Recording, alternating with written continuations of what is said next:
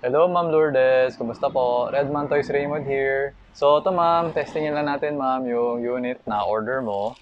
So, this is the WE Glock 18C Airsoft Gas Blowback Pistol. Ayan ma'am.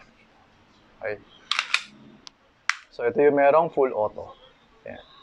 So, yan. So, pag nasa taas, semi-auto. Pag nasa baba, full auto yan. Okay? Yan.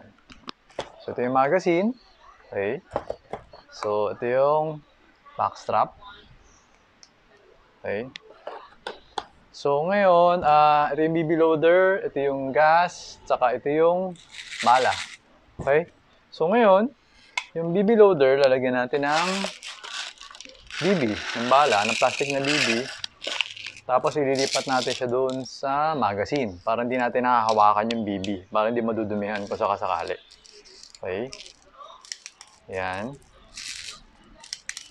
So, dadamihan natin kasi nga meron tong full auto para matesting natin yung full auto feature. Okay? Yan. So, pagtapos yan, lalagyan na natin ng gas. No? Okay.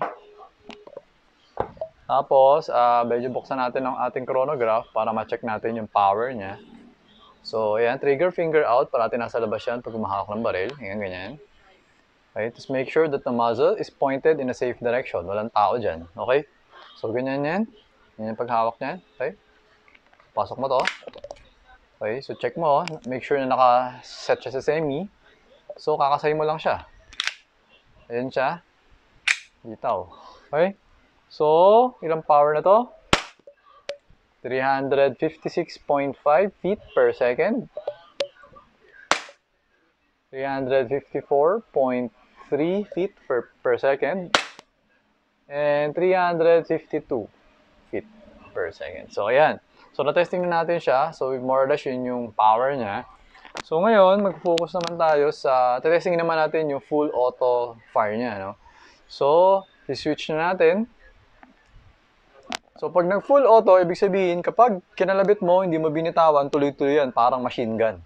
Okay? So, kasi kapag naka-semi-auto, pag kinalabit mo, kapag hindi mo binitawan, kahit na hindi mo siya bitawan, isang putok lang siya kasi semi-auto lang siya. Pero kapag naka-switch siya sa full auto, pag kinalabit mo, hindi mo siya binitawan, tuloy-tuloy yun hanggang sa maubos yung bala. Okay? So, kailangan, meron tinatawag na burst mode. Yung burst mode is, pag kinalabit mo, konti lang, parang prrrrt, prrrrt. Yun ang natawag na burst mode. Okay? Pero pag gusto mo na yung machine gun, tuloy-tuloy, prrrrt, hanggang sa maubos yung bala. Okay? So, ngayon, testingin muna natin burst mode. No? So, medyo kakalabitin ko lang sa sandali, then bibitawan ko siya agad. Okay? Check ko lang kung ilan pa yung bala. Yan, medyo madami-dami pa naman. So, meron pa 2, 4, 6, 8, 10. May 10 pa. Tama ba? 2, 4, 6, 8, 10. Tama. 10. Okay. So, actually, 11 kasi may isa pa nandito sa chamber. Okay? So, ito na. Burst mode. Kaso nga lang, medyo hindi mo na malalaman kung saan dahil ang dami ng puta. Siguro ito na ako sa may banda sa may taas. Okay? Burst mode.